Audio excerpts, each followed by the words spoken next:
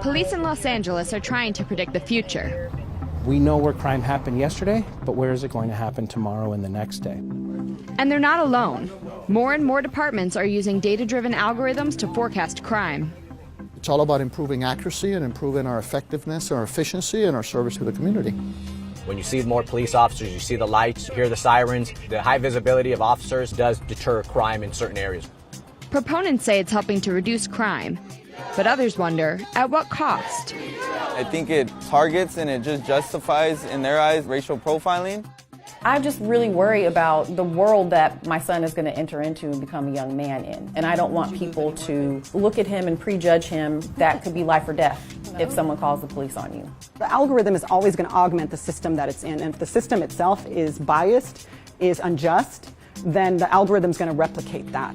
Predictive policing is changing policing in your city now, and we need to start asking the hard questions about how does it impact civil rights, how does it impact privacy, how does it impact suspects, how does it impact officers doing their job.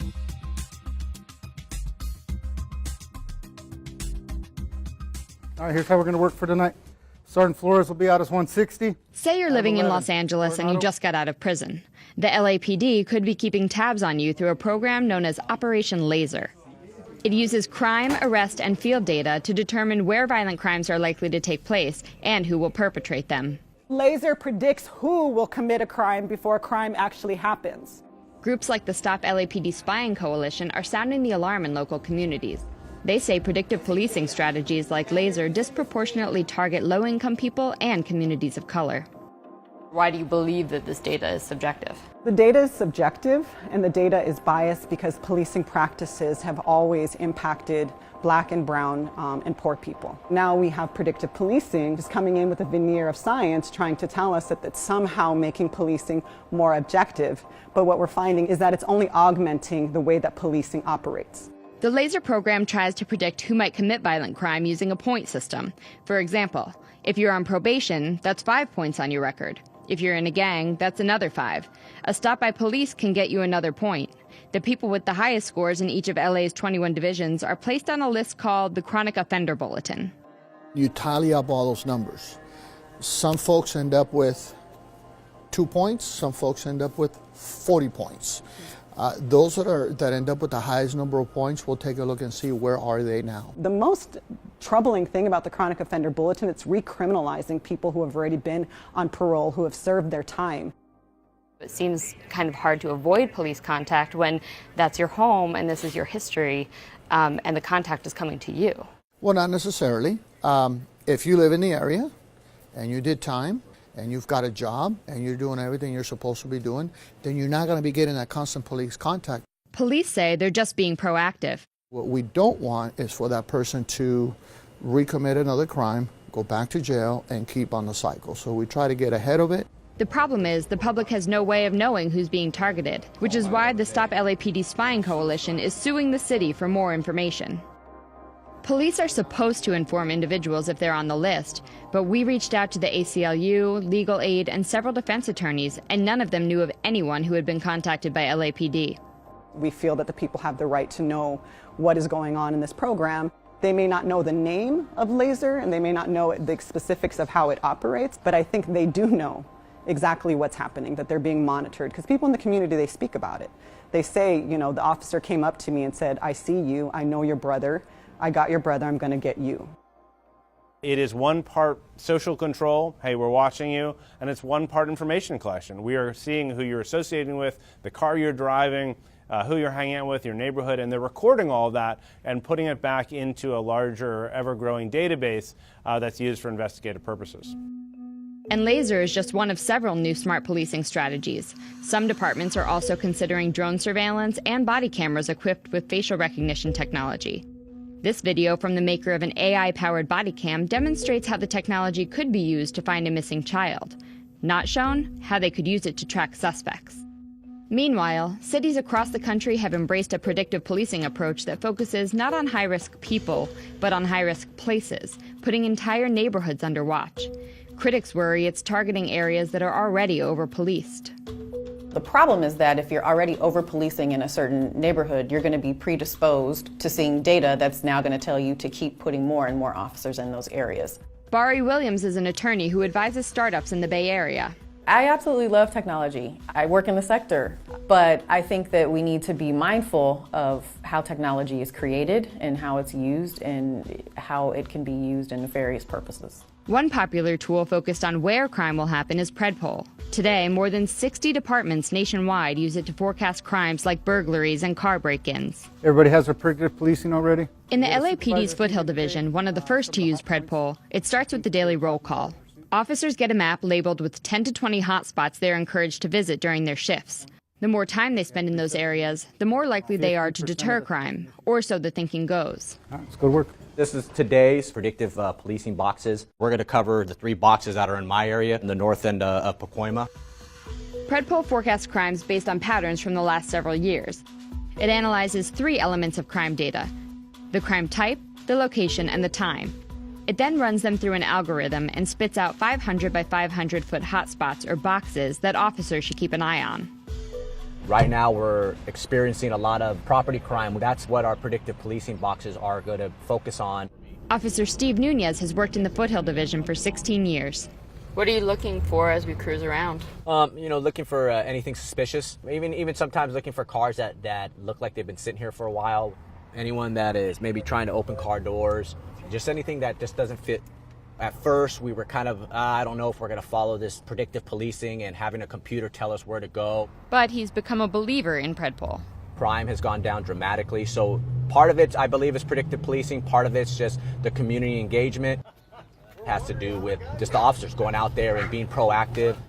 Don't leave it up here for like a month and all that stuff like that. So like I said, I won't impound it, because I know it's his, so I'll let you guys deal with it. But at least get it off the streets. All right, man. Cool, man. You guys be good, all right? You too. The fundamental question here is, can we trust the data and algorithms that police are using to predict crimes? Algorithms and big data models simply take inputs, crunch them up to create outputs. So if your inputs are biased, your outputs are going to be biased. You don't need to look far to find troubling examples of algorithmic bias. In 2016, Microsoft introduced an AI chatbot called Tay, which quickly started repeating racist and anti-Semitic comments it picked up on Twitter. Then there were those problematic Google autocompletes, which are based on popular human searches.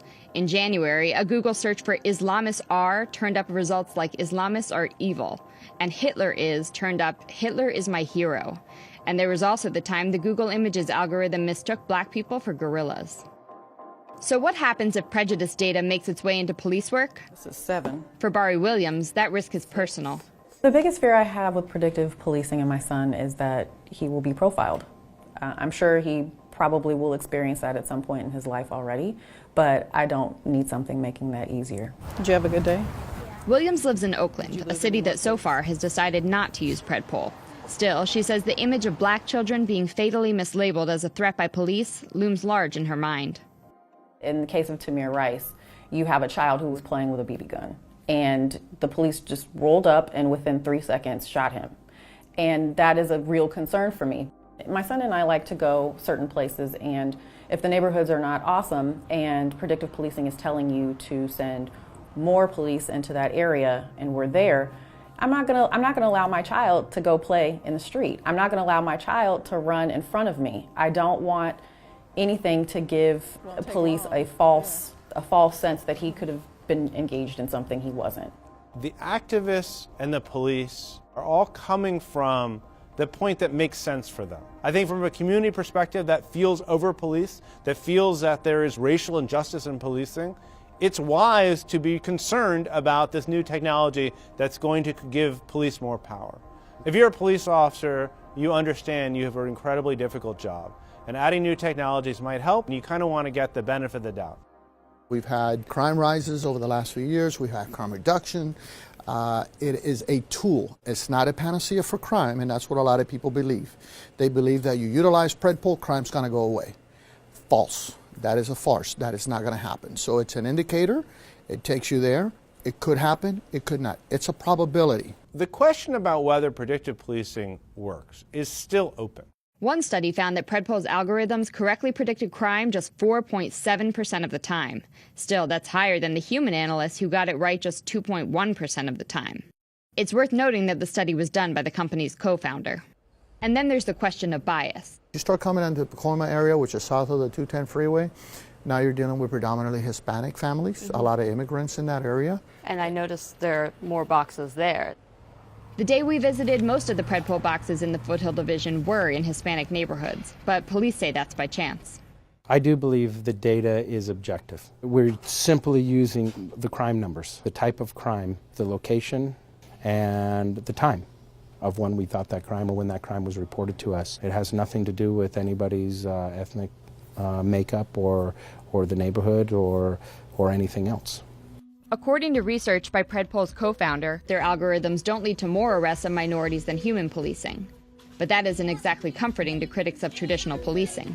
The issue is that crime tends to happen in all areas, but the problem is that marginalized groups are where police are usually congregating. And there is evidence of that disparity.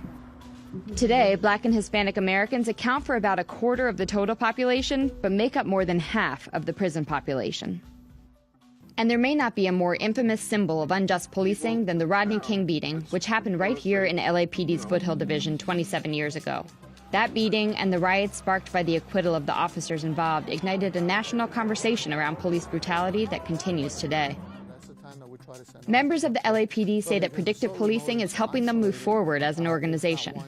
Instead of being an occupying force like we were referred to once upon a time where there was a problem in the area and we'd had to come in with tons of cops, we're trying to be more strategic. But activists like the members of the Youth Justice Coalition say that new technologies will only make things worse. It's basically allowing them to racially profile Black and brown youth. I lived in a low-income neighborhood, mostly Black and brown people that live there, and there's always police on my block. What Predpol I think is doing is targeting communities that they've already been targeting.